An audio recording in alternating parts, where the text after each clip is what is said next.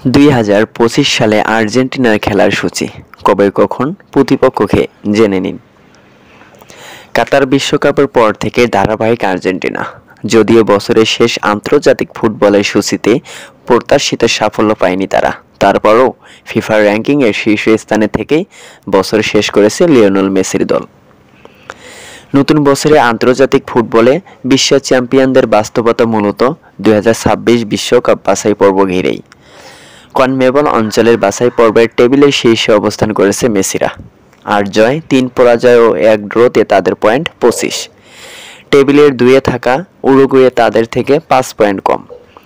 বিশ্বকাপ বাছাইয়ের ম্যাচে আগামী 5 মার্চে নামবে লিওনেল স্কলোনির দল।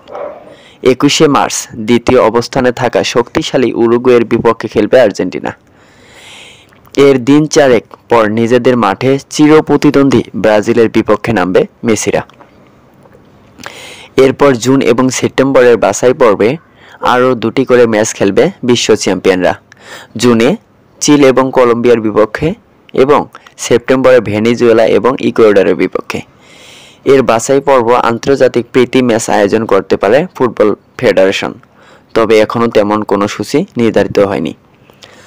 2025 সালে আর্জেন্টিনার সূচি: 21 মার্চ উরুগুয়ের বিপক্ষে, 26 মার্চ চিরপ্রতিদ্বন্দ্বী ব্রাজিলের বিপক্ষে, 5 জুন চিলির বিপক্ষে, 10 জুন কলম্বিয়ার বিপক্ষে এবং 10 জুন বুধবার ভেনেজুয়েলার বিপক্ষে।